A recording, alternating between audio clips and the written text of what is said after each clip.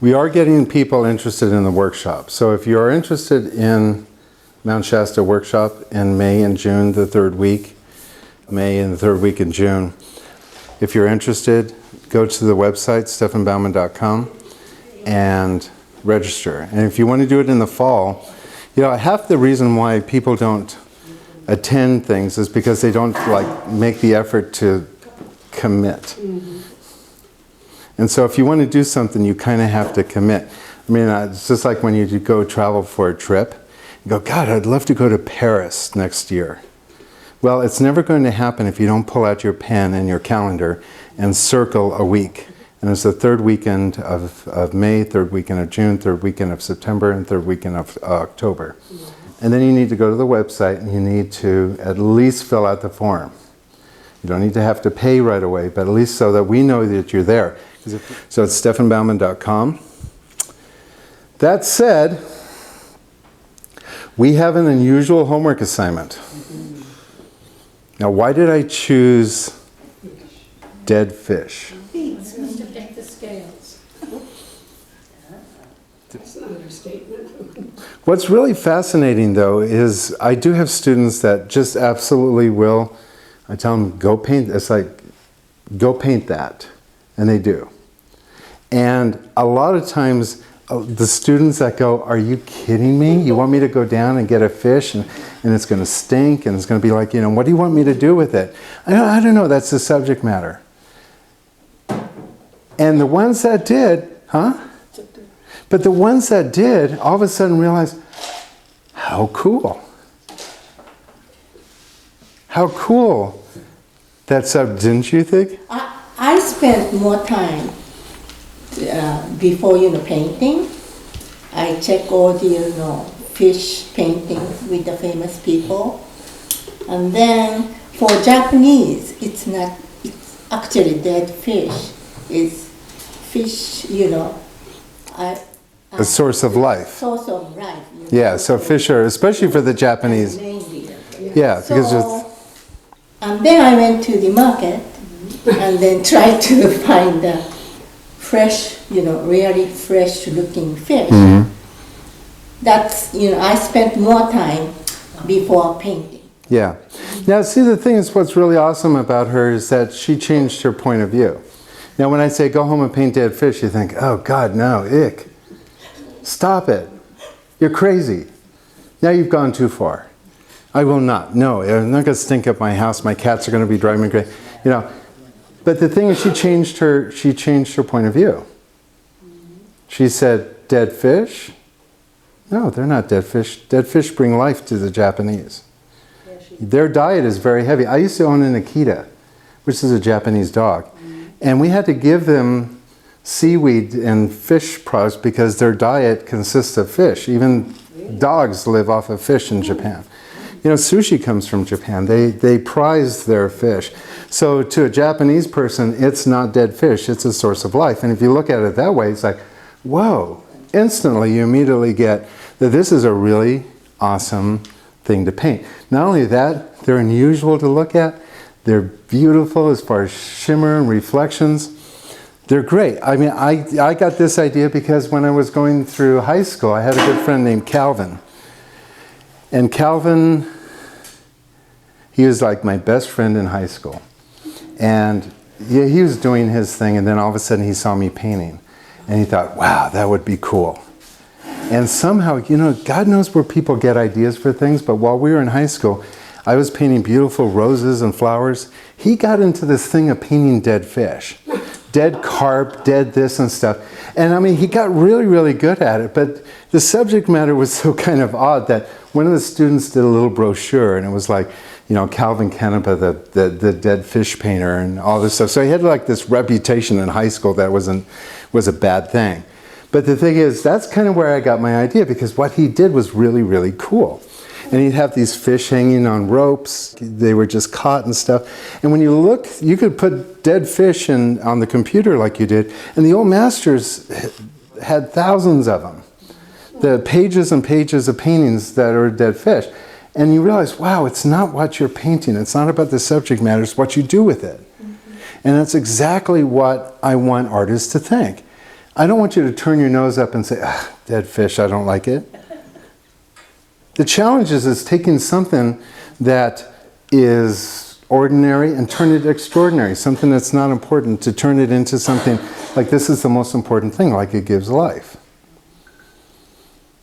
If we painted every painting like that, how extraordinary would that be?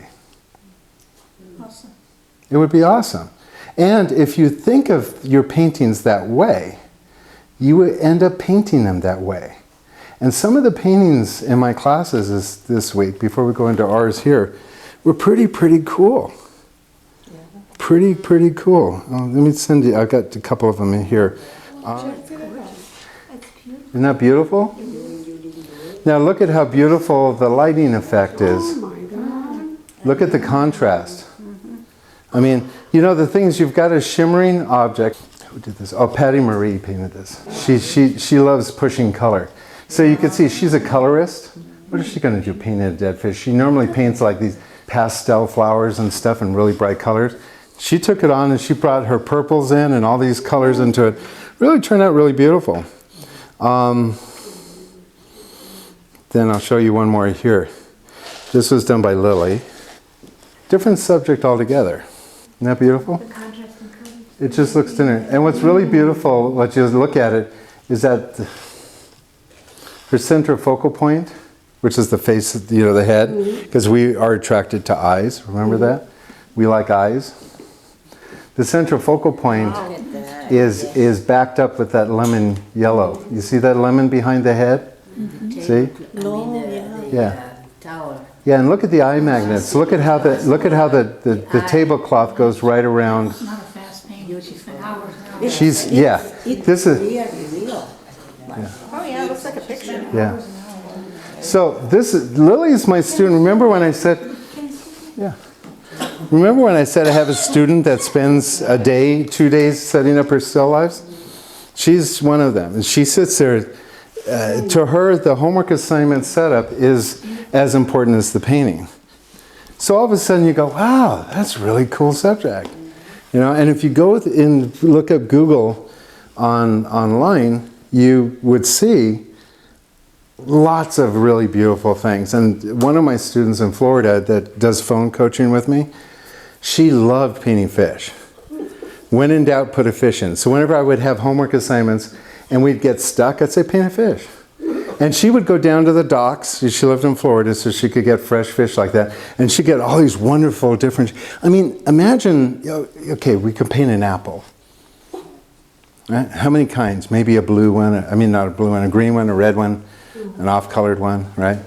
Paint broccoli. You know, what can we paint? But fish are like personalities. So think about all the different personalities fish have and all the different kinds of fish. What great subject matter to pull from. And then to be able to do it in such a way that you can find more interest in the effects than in the subject matter. Now I showed you two pictures of fishes. One had really brilliant, beautiful lights on a dark background, that effect, and one actually was about the fish. Two different things. I like the one that has more contrast, more effects, more lighting effects. The other one was more like something you would see as an illustration. Both of them have value. How do you take that fish and make it into something that's like that first fish I showed you, the purple one? How do you take that so that it becomes more interesting than the fish itself? I don't know. Let's go take a look. So what were you thinking? And I almost, the guy almost cut the head off on me before I jumped out the store. At the market, I heard him chopping. I said, tell him not to cut the head off. Because he didn't speak English, and so anyway. Yeah. He was just taking the guts out. Yeah. You know, the class in Reading that you see here, you know, you guys are lucky because you have a lot of Asian stores and different stores you can go to. In Reading, the whole class had gotten together to try to locate fish with their heads on. And it was a big project. Finally, they found out if they bought a dozen of them, they could buy them at Costco. But they didn't sell them individually. But there were all the butchers, all of the stores, all had them headless. And so it was, huh? Costco sells them, but they had to buy like a quantity of them. You know how you buy things that cost, you know. So they had to go and start exchanging and making, you know, deals on the fish there. So yeah, the thing is, you wanted a whole fish. Now, did you take advantage of what fish look like? I mean, what fish are scaly? Well, obviously you got the scales. They're also shiny and reflective. Remember the photo I showed you? That was really obvious on the first one, that light hitting the thing. I think you missed out. Again, here's the key. It's the effect of light on things. But do you think if she would have painted it like that, it would have been much more interesting? Because here you have the center focal point. See this? The rest of it in shadow. The transition from dark to light. See, these are all the things that I'm teaching you how to do. And you say, well, you know, if I could have painted, it's kind of like you have to clench your butt cheeks and curl your toes and really try to figure it out. No, but you have to sit there and go, how do I figure it out? It's like what we're doing with your painting with the flowers. I'm like going, you got to see the next level. If you want to get further in your painting, you got to see the next level. And, you know, doing something like this is like an opportunity for you to say, how do I work on getting that shine on a fish? How do I go from dark to shadow? This is Mrs. Gugolinski again. Paint what you see. Yeah. So how do you get the shine? How do you get your shine? It's just a lighting effect. It's part of it is value. You put light against dark, that gives the brain the idea that there's light on it. No, that I understand. There's a shimmery light. It's purely just an illusion. It's just how light bounces on subjects. If it were carpet, the light on it. Because you showed us the other photograph of another student. Yeah. And I think she got that. Well, she got it because she looked at the subject and she saw highlight, highlight, highlight, highlight, highlight, highlight. If you paint what you see, you don't need me anymore. If you paint what you see, you don't need me. Now, I told you about Mrs. Gugolinski, paint what you see. If you can start looking at what you're looking at and start rendering it, you don't need my classes. You do, because there are so many other things. There's so many other things. But the thing is, if you paint what you see, and just find extraordinary right there, don't get fancy with it.